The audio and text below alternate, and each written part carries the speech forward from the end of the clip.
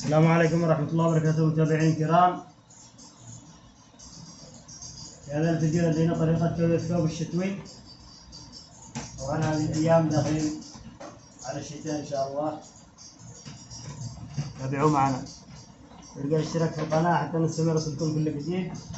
طبعا هذا ثوب شتوي، ثوب مفصل جديد ونبدأ نكويه، بس حبيت انبه ايش على الاطراف لانه لسه جاي من عند الخياط، فتكون الاطراف مفتوحه هنا وفي الاسفل، نحتاج نضغطها زياده. شوف كيف الاطراف مفتوحه في الاسفل منتفخه، عشان كذا نضغطها شويه عشان بعدين تضبط معنا في الكوي. نبدا نضغط الاطراف لانه تو مفصل عند الخياط وهنا الاطراف ما هي منضبطه.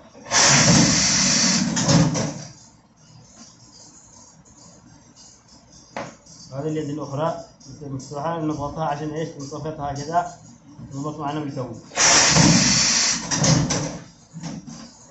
معنا أيضا الطرف السفلي، زي لما تعدل ثوب يكون طويل عليك تعدله شوية من تحت أو شيء تبغى منتفخ من الأسفل، نضغط الأطراف وبعدين نكوي الكوي الطبيعي حقنا.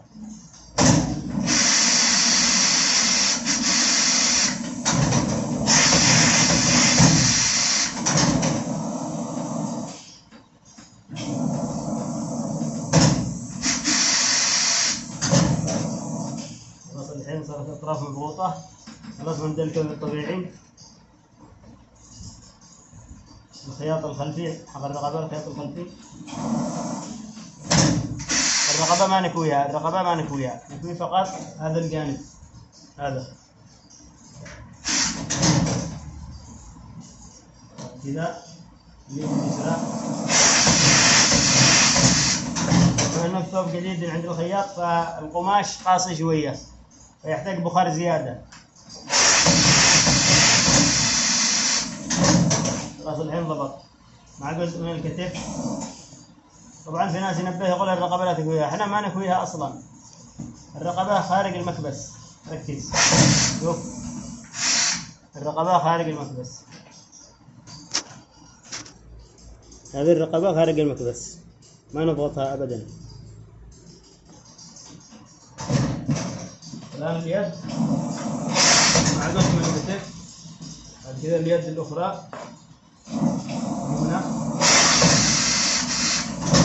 ضغطناها. الحين جزء من الكتف والرقبة خارج المكبس مضبوط. الحين الجانب الأيمن نمسك من الإبط إلى الطرف تحت مع الجيب أو المخبأ، خليه بشكل مستوي. لا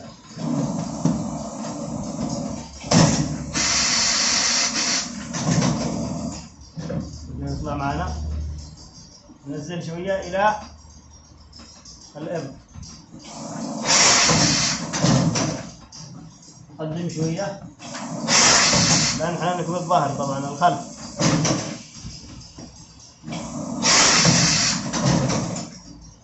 نمسك هنا الطرف إلى برضه الإبط، نقلب الثوب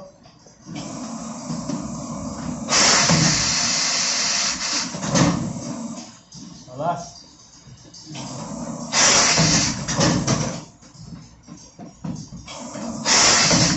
في البداية كوينا عشان ايش تضبط معنا الأطراف السفلية.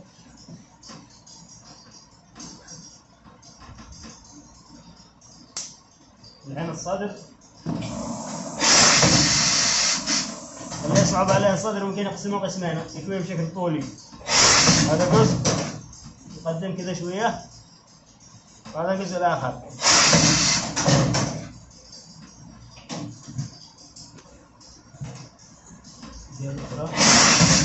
بعدين سوينا الصدر خلاص. أتمنى يكون التصوير واضحا. خلاص الحين الثوب جاهز، نزيد الضربة الأخيرة في الطرف لأنه كذا ننزل الطرف نزيد الضربة الأخيرة في الطرف. خلاص هكذا أصبح الثوب جاهزا. أي استفسارات ضعوا في التعليقات، نتمنى الاشتراك في القناة حتى نستمر يوصلكم كل جديد. السلام عليكم ورحمة الله وبركاته. وهكذا أصبح الثوب جاهزا.